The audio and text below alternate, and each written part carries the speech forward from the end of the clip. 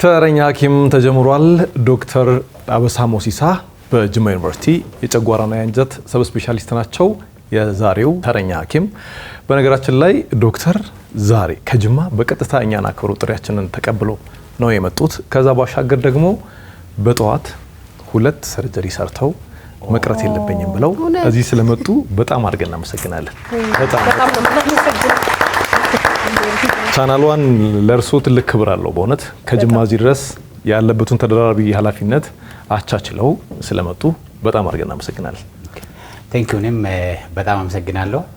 ለምን ብዙ ጊዜ ይሄን ቶፒክ ላይ ህዝቡም አይናገርም፣ ቻናልስ ለምንድን ነው የማይናገረው? የትኛውም ቻናል ላይ አላየንም።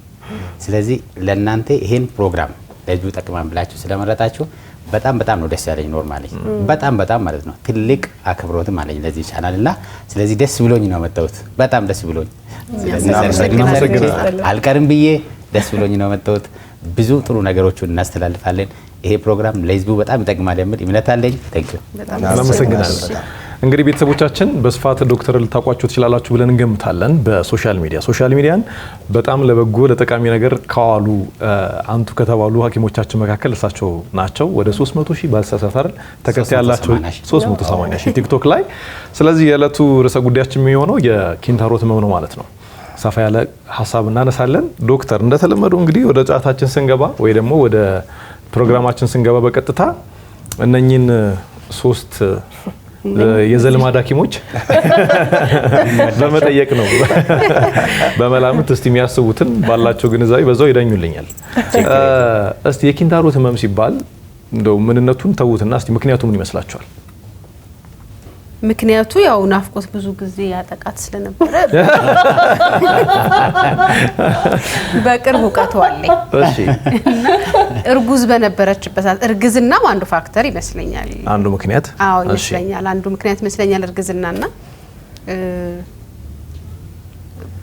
ዝርዝሩን ባልሄድበት በጣም ዝርዝሩ ናፍቆት ትግስት ድርቀት በጣም ያጠቃት ነበር። ለዝርዝሩ ናፍቆት ግን እኔ ድርቀት ነው የሚመስለኝ መነሻው ራሱ። ምን ይዤልሽ ልምጣ ስላት ግን ተልባ ትለኛለች። ለስለስ እንዲያረግልኝ ተልባ ሆድ ስለሚያለሰልስ። እሺ እኔ ኪንታሮት መነሻው ድርቀት እና ከሆነ ጊዜ በኋላ ደግሞ እንትን ሰምቻለሁ። ሽንት ቤት ቁጭ ማለት ረጅም ሰዓት ሰው ስልክ ይዘን ምናምን ሽንት ቤት እንገባለን አይደል? ቫኬሽን ነው የሚመስለው ወደ ሽንት ቤት ስንገባ ነው። ሰው ትክክል ይመስለኝ። አድሜስ ብዙ መቀመጥ ወንበር ላይ ነው ወይስ ወንበር ላይ? ታዲያ አንተ የት ነው የምትቀመጥ? ወንበር ላይም ሽንት ቤትም የወንበሩን ነው ማለት። እሺ። እና ሙቀቱና ያ ነገርየው በተለይ ሾፌሮች እነሱም ረጅም መንገድ ከሙቀት ጋራ ተቀምጠው እንትን ስለሚሉ እንደዛ የሚባል ነገር ሰማል።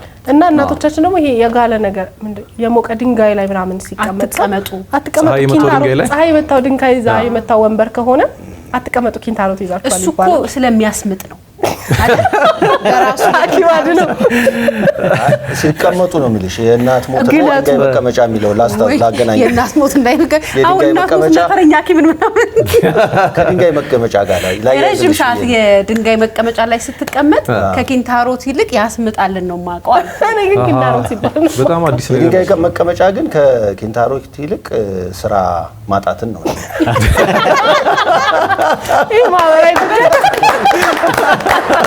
አሬ በጣም አሪፍ ነው። እንግዲህ ዶክተር ያው የሚኮረኮመውን ኮርኩመው ትክክል የሆነውን አድንቀው እስቲ ምን ላይ ስጡልን። አይ በእርግጥ በጣም ያነሱት ነገሮች ጥሩ ናቸው። ኖርማሊ ከዚህ ቢጀምር ድርቀት ነው ብላለች። መጀመሪያ ቁጥር 1 ድርቀት ኪንታሮትን ያመጣል።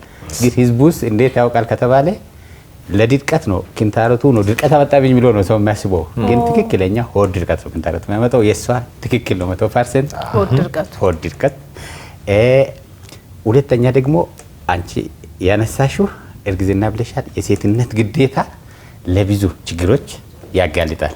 በእርግጥ ማለት ነው በጣም ብዙ ሰዎች ይዞ የሚደበቁት አንዳንዴ አብሮ የሚጨነቁት አይናገሩም ምን የሚሉት አንዱ ኪንታሮት ነው። በኋላ መጣበታለሁ። ከኪንታሮት የበለጠ ስንጥቅ የምትባል በእርግዝና ጊዜ በምጥ ጊዜ የምትመጣው በጣም ኮመን ነው። ትክክለኛ ነሽ። አግኝተሻል። ይጨበጨብላት።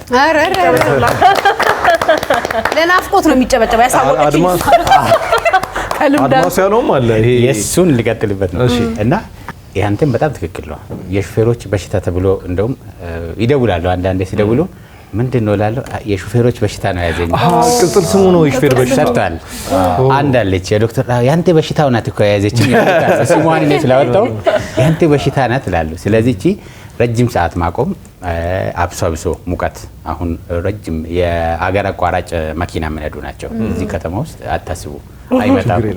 ረጅም ቀኑን ሙሉ ነው አሁን ከጅቡቲ መጥቶ የሚነዳ ብዙ ሰዎች ጅቡቲ ወደብ ላይ ቆማለሁ ብሎ የሚደውሉት ቁጥር ስፍር የላቸው። ከኪንታሮት አንዳንዴ ድንገተኛ ሁላ የሚከሰትበት አጋጣሚ አለ። ስለዚህ እናንተ ያነሳችሁት ሶስቱም ተገቢ ናቸው። ተጨማሪ የተወሰኑት አሉ። ምናልባት እኛ እንደ ሐኪም ደግሞ ለሁሉም የምናስታውስ አንዳንዶቹ አሉ። በትንሹ ከዘር ብንጀምር አንዳንድ ቤተሰቦች ውስጥ ይሄዳል። እንደ የትኛውም ችግር ጥቂት ፐርሰንት ነው፣ ግን ይሄ ኮመን አይደለም። ቀጥሎ የሚመጣው አመጋገብ ነው ድርቀት የሚያመጣው። እኛ ሀገር ይኸው እንግዲህ እናውቃለን፣ ከሳምንት እስከ ሳምንት ስጋ የምበላ ሰው ስጋ ድርቀት ያመጣል። በጣም አመት በዓል ላይ ነው ያውቃለሁ ራሴ ስንቴ እቺ ነገር ልትመጣ ነው እንደ ብለን እናውቃለን። እና አመት በዓል ላይ ስጋ ብቻ የምናዘወትር ከሆነ ፋይበር የለውም ስጋ ወተት ነገር ፋይበር የለውም። ፋይበር የሌለ ምግብ ይባላል። እነዚህ ያመጣሉ። አንዳንዴ እድሜ ገባ ሲባል እድሜ የገፋ ሴት ኪንታሮትን ያጋልጣል። ውሃ በቂ ያለ መጠጣት። አሁን ስንት ሰው ነው ውሃ በደንብ የምንጠጣው? እንደ ልባ እያወቅንም እንተዋለን። ተጨማሪ ደግሞ ባድ ቶይሌት ቤቨር የምንለው አለ። አሁን ሞባይል ሲመጣ የኪንታሮት እንትና ጨምሯል። ይሄን ታውቃላችሁ? ሰው ይዞ ይገባል፣ ጭራሽ ይኖረሳል። አንዳንዴ 30 ደቂቃ 40 ደቂቃ መቀመጥ ሳለ አረ ቻርጁ ሲዘጋባችሁ ፓወር ባንክ ይዞ ይገባል። ፓወር ባንክ ይዞ ይገባል። በእርግጥ ከ3 እስከ 5 ደቂቃ በላይ ከሆነ በደንብ በጥናት የተጠና አንዱ ይሄ ነውና፣ ስለዚህ እነዚህን ነገሮች ያካትታል ማለት ነው። ስለዚህ እቺ በጣም ስትሪክት ነውና እኔ እያንዳንዱ ሰው ቤት ሞባይል ይዞ መግባት አይቻልም ተብሎ ሽንት ቤት ላይ ቢለጠፍ ይሄ በጣም ይቀንሳል ብዬ አምናለሁ። አንድ ቪዲዮ ሰራው እቺ ላይ ቲክቶክ ላይና ቤት አትቆዩ ባካችሁ እንደዚህ ነው ብዬ ሙሉ ቪዲዮ ሽንት ቤት ቁጭ ብዬ ጨርሻለሁ ብሎ ነው ኮሜንት ብዙ ጭራሽ ሽንት ቤት ነው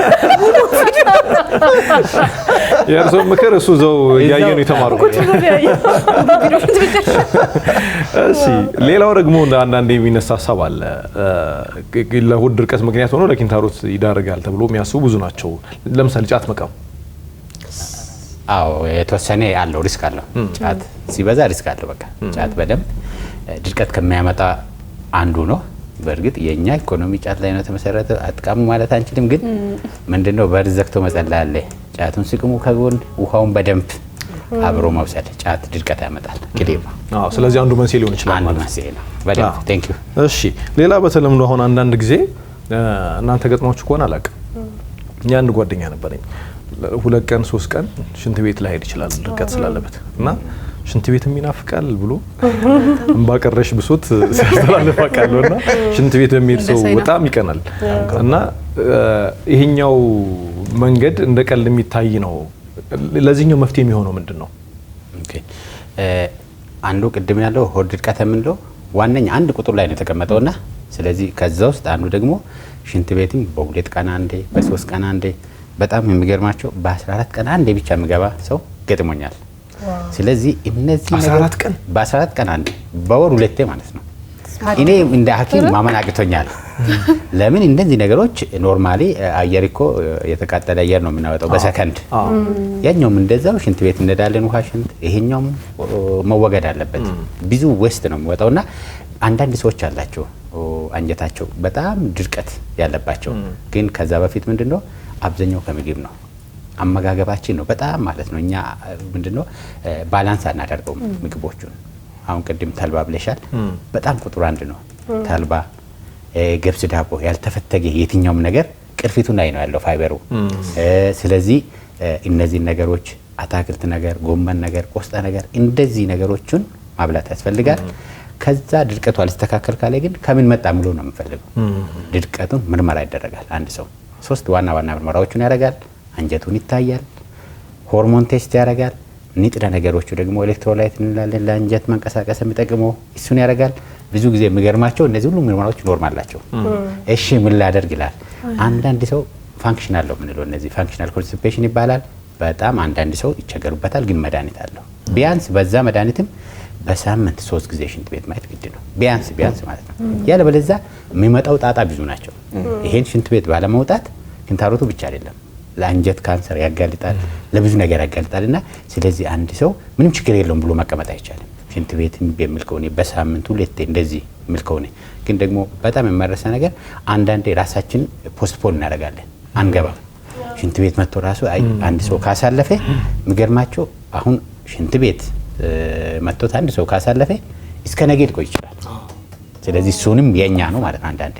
ስለዚህ ያኮርፋል። ይቅርታ ዶክተር፣ ያኮርፋል። ያኮርፋል፣ በጣም ይቀየማል፣ አልበጣም ይችላል። ያኮርፍ እውነት እኮ ነው። አንዳንዴ በተለያየ ምክንያት ሽንት ቤት ማንሄድባቸው አጋጣሚዎች አሉ። ለምሳሌ በአቅራቢያችን መጸዳጃ ለመኖር፣ አዎ፣ እንደገና ደግሞ ስራ ላይም ሆኖ ኦኬ በኋላ እንሄዳለን ማለት ግን ረሳዋለን ራሱ። ልጆች ደግሞ ጨዋታ ላይ ሆኖ ምናምን ይረሱታል፣ እንዲሄድላቸው ሁሉ ይፈልጋሉ። ትልቅ ችግር ይመስለኛል። ይሄ በጣም አስፈላጊ ነው። ይሄን ፖስትፖን ከማድረግ በእውነት ራይድ ጠርቶ ቤት መሄድ ይሻላል። ቢያንስ ግዴታ ነው ያምንበታል። እኔ እንዳንዳከመሽ ቢጠፋ እውነት ነው። እሺ፣ ሌላው ማነሱ ሀሳብ ያው ከኪንታሮት ጋር በተለምዶ ብዙ የሚነሱ ሀሳቦች አሉ። እስቲ እናንተ እንደው እንደ ሀሳብ በዘመናዊ መንገድ እልባት ይኖረዋል ብላችሁ ታስባላችሁ ወይስ ምንድነው ግንዛቤያችሁ? በዘመናዊ ወይስ በባህላዊ መንገድ? በዘመናዊ ሕክምና ኪንታሮት ላይ እንደው የዘመናዊ ሕክምና አይመክርም ብዙ ሰው። በባህል ዳንንም ሲሉ የምሰማው በባህል ነውና አይ እዛ ከሄዳችሁማ ሰርጀሪ ያደርጓችኋል፣ በቃ ተመልሶ ይመጣል ምናምን ነው የሚባለው። በባህል ከሆነ ግን ለአንድና ለመጨረሻ ጊዜ ይጠፋላችኋል ሲባል ነው የማውቀው። ስለዚህ እሺ ብረት ይግልና እኔ እኮ ማውራው መተኮስ የሚባል ነገር አለ ራሱ። መተኮስ ለምሳሌ አሁን እግራችን ነገር እውነቷን ነው ወይ? በእውነት እንደሚተኮሰው ስለአሁን በጣም ሲያስቸግረን የፋሻ ጨርቅ ይደረግና ትንሽ ወይ ምጣድ ላይ ወይ ደግሞ ከሰል ላይ ይሞቅና ቁስሉ ላይ ይደረጋል አይደል? ልክ እንደዛው ኪንታሮት የወጣበት ቦታ ላይ የሆነ ነገር ይግልና መተኮስ ለአንዴና ለመጨረሻ ጊዜ እንዳይወጣ ያደርገዋል ይባላል። ብዙ ልክ ነው ወይ ብዬ ፐርሰናሊ አላምንም፣ ግን እንደዛ እንደሚደረግ አውቃለሁ። ግን እኔ በሁለቱም መንገድ ያልዳነ ሰው ነው የማውቀው። በዘመናዊው እንደገና ተመልሶ ያመመው ሰው አውቃለሁ። ፌጦም አይደለ ዶክተር? ፌጦም ደግሞ ስለተደረጋ ምዝምዝ አርጋ ታጠፋለች ይባላል። ስለዚህ በዘመናዊ ሕክምና መፍትሄ ይገኛል ወይስ አይገኝም? እኔ አሁን ዘመናዊ ይሻላል መሰለኝ። አዎ፣ አይ እኔ ከሰዎች በሰማሁት ነገር ዘመናዊ እንደውም ትንሽ ለረጅም ጊዜ ፋታ ይሰጣል መሰለኝ። አዎ፣ ግን አይ ያው ባህላዊውን ባለፈው እንዳልነው እንግዲህ ወደ ሐኪም ጋር እስከምንደርስ ድረስ እዚህ ተሟሽተን አይደለም ማስታገሻ ነው ይጠቅማል ብዬ አስባለሁ። ዶክተር ምንድነው እዚህ ላይ ያለው? በጣም ቴንክ ዩ። እቺን በጣም ለኔ ጥሩ ቶፒክ ናትና ያላችሁት ነገሮች ሁሉም ነገር የሆነ የሚቀሰቅሱኝ ነገሮች አሉ ከእያንዳንዱ ሰው ማለት ነው። ይገጥመኛል፣ ይመጣል ቀስ ብሎ ነው ሰው። እኛ ሀገር እቺን ነገር ብዙ ጊዜ አይናገርምና ዶክተር ይላል እቺ ነገር በብረት ከተነካች እንዴት ነው በቃ መበላሻት ነው ተብላል ይላል። እንደዚህ ነገሮች በእርግጥ ወደ ኋላ ያቀሩ ናቸው። አንዳንዴ ምንድነው እነዚህ ሕክምናዎች በኢትዮጵያ ብቻ ናቸው ያሉት። አብዛኛው ባይላጎች ብዙ ኮመን ነው ኢትዮጵያ ውስጥ በጣም የታወቀ ነው። ግን ምንድነው ኪንታሮት በዘመናዊ ሕክምና እውነት ለመናገር መጀመሪያውኑ አብዛኛው ኪንታሮት ሕክምና አይፈልግም። 80% ምግብ ብቻ ማስተካከል ነው። ሰው ስለሚፈራ ነው የማውን ሕክምና ውስጥ የሚገባው። አላስፈላጊ ሕክምና ነው አብዛኛው ጊዜ። ለምን ለጥንጥዬ ነገር ነው የሚሄደው፣ መዘዝ ነው የሚመጣው ብዙ ጊዜ። ይሄን ያውቃሉ። ሁለተኛ ደግሞ ምልክቱ ኪንታሮት ያልሆነውን ሰው ነው ሄዶ የሚወስደው። ምናልባት እሱ ያነሰልናል ብዬ አምናለሁ። ስለዚህ ቢደረግም ያ አይጠፋም በኪንታሮት ስላልመጣ። ግን ሄዶ በዘመናዊ ሕክምና ኪንታሮት በደንብ ይታከማል። ግን አንዲት ነገር አለ። አንድ ሰው በአንድ ጊዜ እስከ 6 ኪንታሮት ሊኖረው ይችላል። እስከ 6 እነዚህ ካልወጡ እውነት ለመናገር ይመለሳል በደንብ ማለት ነው። በፊት የነበረው ምንድነው ተራ በተራ እናውጣ፣ በአንዴ ከወጣ ጥበት ነገር ይመጣል። ስለዚህ ደግሞ ተራ በተራ እናውጣ የሚል ነገር ነበረውና ግን ኤኒዌይ አሁን በሞደርን ሕክምና እነዚህ ነገሮች በአንድ መስመር ይወጣሉ። አንድ ሰው 3 የውጭ 3 የውስጥ 6 ሊኖረው ይችላል።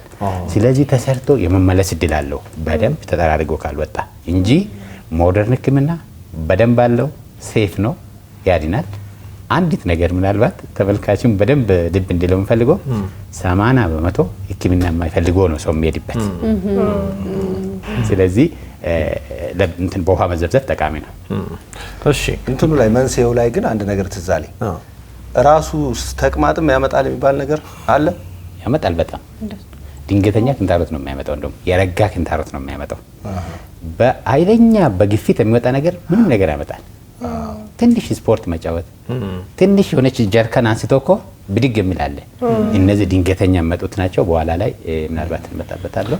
አንዳንድ ቦታ ላይ እነዚህ ነገሮች አሉ። በቃ ድንገት የሚመጡት ውስጥ አሉ። ተቅማጥም ድርቀትም አላግባብ ማማጥም መንስኤ ሊሆን ይችላል ማለት ነው። በጣም በጣም አንዳንድ ሰው አገኘው ብሎ ሞላልኝ ብሎ የቸኮለ ለመቆጠብ እሱማ ጭራሽ ሌላ መዘዝም ይዞ መጣል።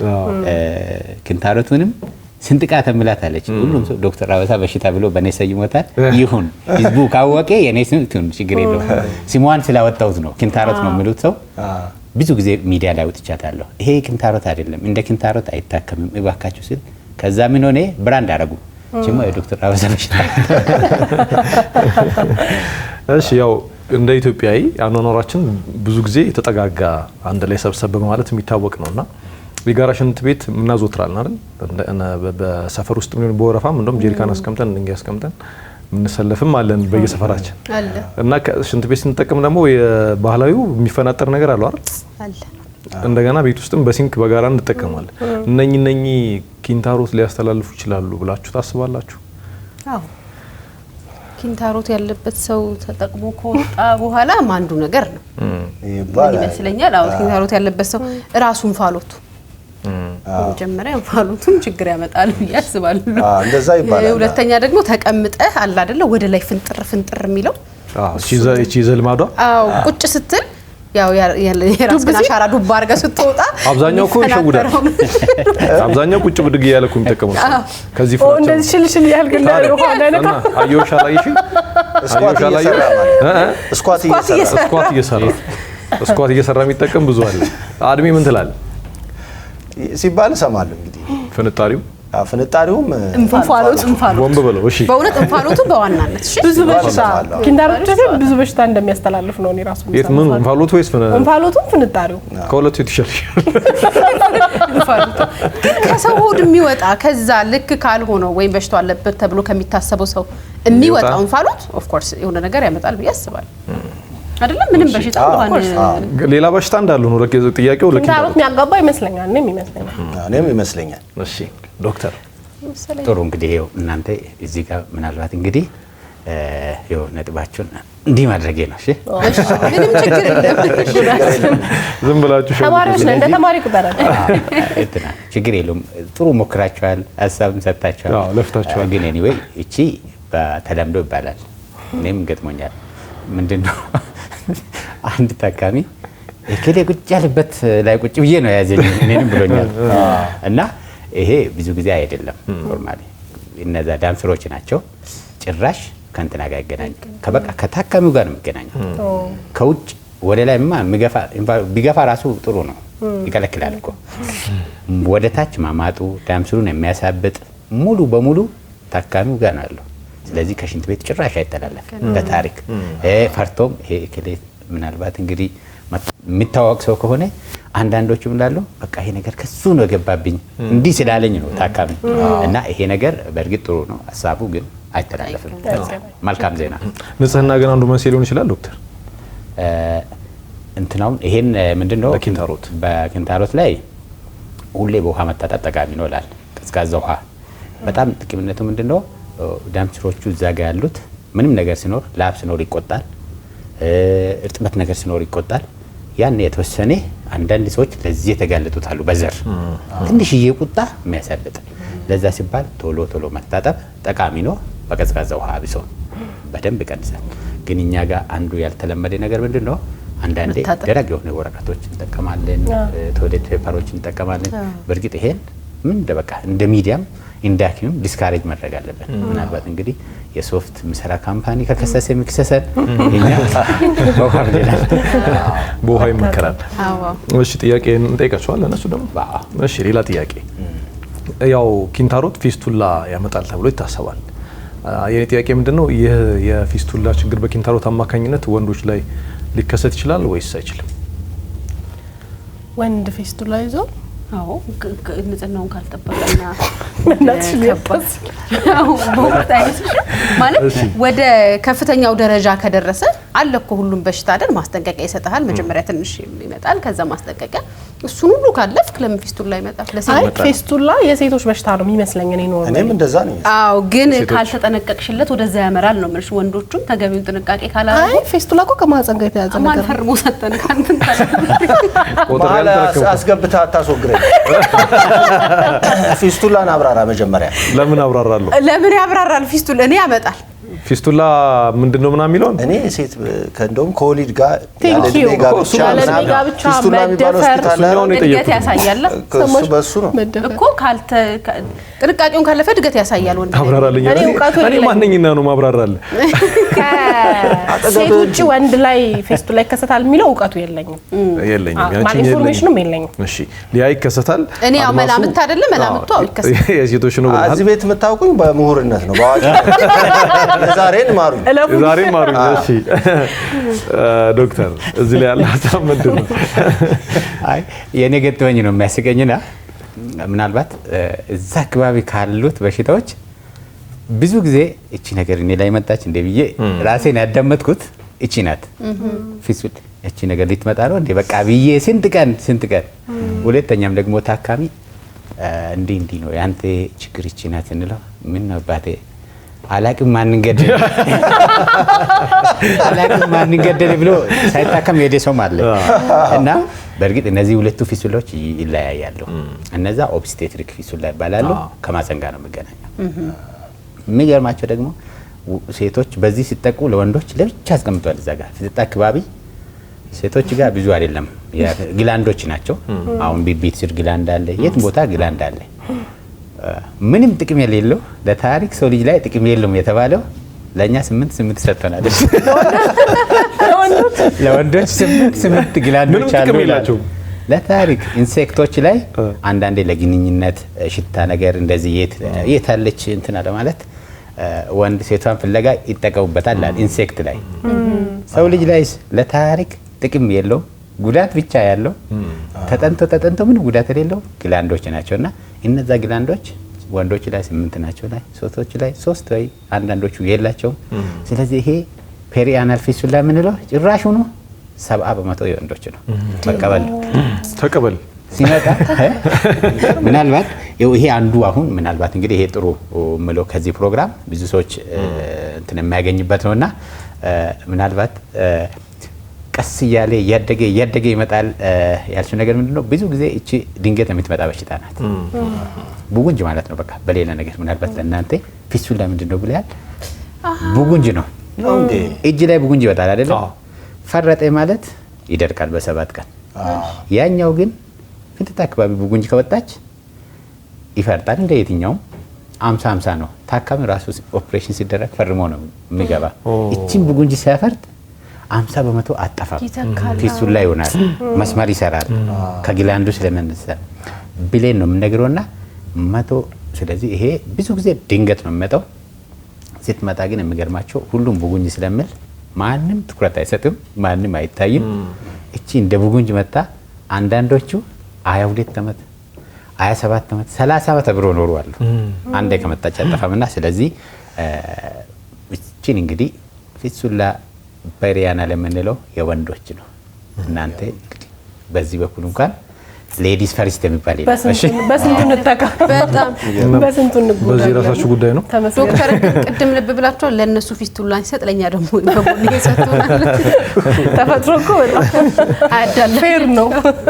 እሺ እያጠቃለለን ነው እንደ ሀሳብ። ብዙ ጊዜ ያው በተለያዩ ምክንያቶች ሕክምና ማንሄድባቸው የህመም አይነቶች አሉ። አንዱ ይሄ ይመስለኛል እና በዛው ግንዛቤ እንዲሆን ነው አክቹሊ ሰው ደፍሮ የሚሄድ ባህሉ በጣም አነስተኛ ነው። እስቲ ከናንተ ዝም ብዬ እንደ መልእክት አንዳንድ ነገር በሉና ምክንያቱንም ብትነግሩኝ ደስ ይለኛል። ለምሳሌ ኪንታሮት ነው ያለበት የግል ተሞክሮ የለኝም አክቹሊ በኪንታሮት ደረጃ አይደለም፣ ግን ከእርግዝና ጋር ምናምን ተያይዞ ድርቀት ነበረ። ሰው ከድርቀት ጋር ተያይዞ ህመም ነበረ። ግን ሆስፒታል ለመሄድ ሳስብ እንዴት ነው ለዶክተሩ በሽታዬን ማሳየው? አይ ሚን እንዴት?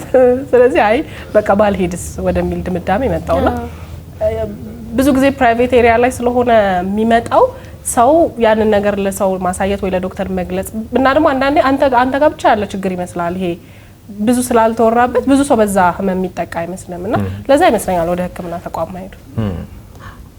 ፕራይቬት ኤሪያ ያለችውን አሳቻ ቦታ በሚለው ትርጉም በሊያ ቴንክ ዩ።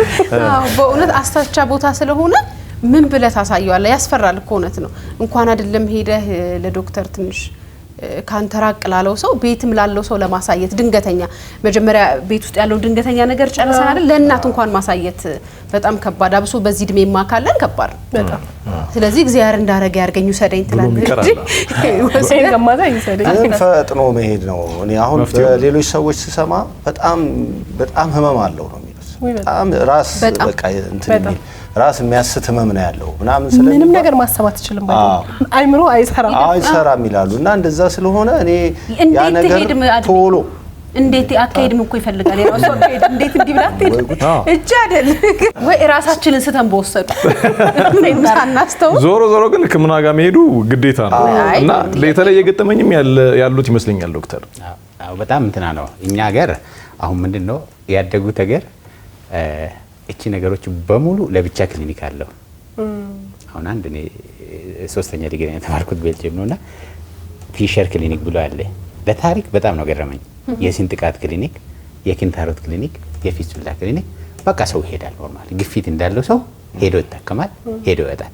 እንደዚህ አይነት ልምድ እኛ ሀገርም ቢመጣ በጣም ጥሩ ነው። ለምን አንዳንዶቹ ምንድነው እንፈራለን። በቃ አንቺ ያልሽው በጣም ትክክለኛ ነው። ከማፍራት የተነሳ ቀላል በሽታ አለች። አሁን የሚገርማቸው ክንታሮት ህመም የለውም። በጥቂት ጊዜ ነው ህመም ያለው። ህመም ያላት ብዙ ጊዜ ስንጥቅ ናት ከወሊድ ጋር የምትመጣው። እሷን ነው ሰው ክንታሮት ብሎ ደብቆ ሽንት ቤት ሲገባ እያለቀሰ የሚወጣው። አንዳንዶቹ ዳዴ እያለ የሚወጣው፣ አንዳንዱ ሽንት ቤት መግባት ፈርቶ። አንድ ታካሚ ነበረች ሽንት ቤት ከገባች ጅኒ ይመታታልና አትግበውላ ተባለች። ለምን ስትወጣ እያለቀሰች እያለች ስለምትወጣ። ስለዚህ ምንድነው እነዚህ ነገሮች በእርግጥ ቀስ በቀስ ነው የሚመጣው። እኔ ልምዶች አሁን ጥሩ ነው። ሰው ሚዲያ ላይም ሳይ ምንም ላይም ሳይ እንደ የትኛውም ሰው ግፊት ሲኖር እኮ ሄዶ ይታከማል። እርግዝና ሲመጣ እኮ ሄደን ልንወልድ አይደለም ምንም ችግር የለውም እኮ ፕራይቬት ፓርታችን አሳይተን ነው። ስለዚህ ይሄኛውንም ችግር ነውና ቢሆን ጥሩ ነው። ግን ሰው በጣም ይፈራል። አንዳንዶች ይገርማቸዋል መስካር በመጣለ። ስለዚህ ገጥሞኛል ብዙ ጊዜ በቃ እንደዚህ ነገሮች ወደ ኋላ ቀር አስተሳሰብ ናቸው። እኛ ሀገር ብቻ ነው ደግሞ ያደጉት ሀገር የለም። ያው አስተዳደጋችንም ደፈር እንድንል ብዙ ማለት ስላለበት አንዱ አስተዋጽኦ ነው። ከበሽታው አይበልጥም። መጨረሻ እኮ አይቀርም መሄዱ እስከባሰ በኋላ ይሆናል እንጂ አይቀርም እኮ። ሌላ ሀሳብ ዶክተር፣ ለምሳሌ ከኪንታሮት ጋር ያልተገናኙ ምልክቶችን ስናይ ኪንታሮት ነው ብሎ መደምደምና አሳንሶ ማየት ወይ ደግሞ ከፍ ካለ ህመም ተጋላጭነት በመቅረት በመዘየት ጉዳት ይመጣል። ይሄ ሀሳብ ያለ ይመስለኛል። የእርሶ መልእክት ምንድን ነው? ኦኬ በጣም ተገቢ ነው። አንዳንዴ ምንድነው ቅድም አንዳንዴ ሁለቱም ቦታ ያልዳነ ያውቃለሁ ብለሃልና ተገቢ ነው። እኛ ሀገር እኔ ብነግራቸው እናንተ ራሳቸው አንድ ያታምናችሁና እነዚህ ከራስ ጀምሮ እስከ እግር ምልክቶች በሙሉ የኪንታሮት ነው ብሎ አምኗል ሰው። ምን ሆነ ነው ራስ ምታት አለቅ ብሎኛል በኪንታሮት ነው ተብያለሁ። ራስ ምታት፣ ድብርት፣ ወገብ ህመም፣ እግር ህመም፣ ሆድ ድርቀት፣ ሆዴ ነፋኝ፣ ምግብ ከለከለኝ፣ ኪሎ ቀነሰ። ጭራሽ ነው አብዛኛው ሰው ኪሎ ሲቀንስ በቃ ኪንታሮት ነው ያጠጣ። ያ አውሬ ነው አይደለም እንደ ያጠጣ ያለኝ እኮ አለ። ሰርጀሪም ሲሰራለት የታለ የወጣ አውሬ የሚልም አለ። እነዚህ ነገሮች የኪንታሮት ያልሆኑት ምልክቶች ብዙ ናቸው ወደ ኪንታሮት የሚወሰዱት። ለዛ ነው ሰው ተደጋጋሚ ቦታ ይሄዳል። አንዳንዴ አይድንም። አሁን አንድ ሰው ወገቡ ካመመ በኪንታሮት አይደለም። ስለዚህ የፈለገ ቦታ ሄደ እኔ ጋር ይምጣ የትም ይታከም ምንም ያደርግ ያ ወገብ ህመም ታክሞ ታይቶ ካልታየ እንዴት ይድናል? እነዚህ ነገሮች ወደ ኋላ ቀሩ ናቸው። ግን በጣም ህዝቡን የጎዱት ይሄን ፕሮግራም ስታዘጋጁ ይሄ ነው አንዱ በደንብ እንትና አይነሳሳ። ለምን እኔ ሐኪም ሆኜው እንኳን ሰው እኮ እንደዚህ ይላል ብዬ አልገመትኩም። ወደዚች ኤራ ብቻ ፎከስ አድርጌ ሲሰራ ለካ ህዝቡ እንደዚህ ነው እንደሚያስበው። አሁን ይሄ ለሐኪሞች ራሱ እንትን ሊሆን ይችላል ኒው ሊሆን ይችላል። ለምን ቀርቤም በደንብ ስንጠይቃቸው ምልክቴ ይሄ ነው ብሎ ከየት እስከ የት የሚመጣው ለዚህ ነው ወገቤን ያዘኝ በቃላ ቆላልፈው ነው ያስቀመጠኝ ስራ ትቻለሁ እላለሁ። እነዚህ ነገሮች በጣም ወደ ኋላ ቀር። በጣም ጥሩ። እኔ ጥያቄዎችን ጨርሻለሁ። እናንተ ግን መጠየቅ ፈልጋችሁ ያልተነሳ ሀሳብ ካለ እድል ስጣችሁ። አንድ ነገር ብቻ መጠየቅ እፈልጋለሁ። የኪንታሮት ህመም በአግባቡ ትሪት ሳናደርገው ቀርተን ወይ ደግሞ መሄድ ባለብን ጊዜ ወደ ጤና ተቋም ሳንሄድ ቀርተን በጣም የባሰ ደረጃ ላይ ደረሰ ከተባለ የትኛው የጤና እክል ላይ ነው የሚደርሰው? የመጨረሻው ደረጃ ምንድን ነው የሚሆነው? ኦኬ፣ በጣም ጥሩ ጥያቄ ነው። ኪንታሮት ምንድነው? የትኛውም አይነት ኪንታሮት ደረጃ አለው። ደረጃ 1 እስከ 4። አራተኛ ደረጃ ምንድነው ከተባለ በደንብ ከሽንት ቤት በኋላ ወጥቶ ውጭ ላይ የሚቀመጥ ህመም ያለው ወደ ውስጥ አልገባ የሚል ነው። ከዛ ውጭ ግን ኪንታሮት ሲቆይ ካንሰር ይሆናል የሚል የሆነ መጥፎ እንትን አለ፣ አስተሳሰብ አለ። አንድ ሰው እድሜ በሙሉ አብሮ ቢኖር ምን ማለት ኪንታሮት መሆኑ መጀመሪያ ከተረጋገጠ፣ ስለዚህ እድሜ በሙሉ ይዞ ቢቀመጥ ደረጃ 4 ነው የሚሆነው። ደረጃ 4 ማለት ምንድነው? ትልቅ የሆነ ኪንታሮት ነው የሚሆነው። ከዛ ውጭ ግን አንዳንዴ ውስጥ ደም ሊረጋ ይችላል፣ ኃይለኛ ህመም ሊያስከትል ይችላል። ያም ቢሆን ኪንታሮት ነው። አንዳንዴ ወጥቶ ጭራሽ ሊመለስ ይችላል፣ አብጦ ህመም ሊኖረው ይችላል ኃይለኛ። ያም ቢሆን ኪንታሮት ነው።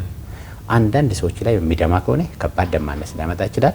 አንድ ታካሚ አለ 6 ዩኒት ደም የሰጠ ነው ከኦፕሬሽኑ በፊት። ስለዚህ ቢበዛ ከደም ማነስ ውጪ ከህመም ውጪ ወደ ምንም ነገር አይቀየርም። ኪንታሮት ይመጣል ያሉት ከአመጋገብ ነው። ምን አይነት ምግብ ስንመገብ ማለት ነው ኪንታሮት እንደዛ አይነት ችግር የሚያመጣው? በጣም አሪፍ ግን አያይዞ እንዲመለስ ዶክተር የኔም ጥያቄ ስለሆነ ነው። ይህ ሰውነታችን ላይ ልጅ እያለ የሚወጡ ኪንታሮት ነው ስማቸው? ኪንታሮት እኮ የሚባለው መሰለኝ እነሱ ዋርት ናቸው። በተለምዶ መሰለኝ ቆዳ ሐኪም ነው። እሺ ዋርት ይባላል። በቫይረስ ነው የሚመጣው፣ በንክኪ ነው የሚተላለፈው። ህጻናቶች ላይ ኮመን ናቸው። ትምህርት ቤት ምናምን ነው ብዙ ጊዜ ይመጣል። አብዛኛው ጊዜ በራሱ ነው የሚጠፋው። አንዳንዴ ግን ህክምና አለው። ግን እሱ ኪንታሮት አይደለም፣ በቃ ዋርት ነው። እኛ ሀገር በእርግጥ አብዛኛው ምግቦች ጥሩ ናቸው።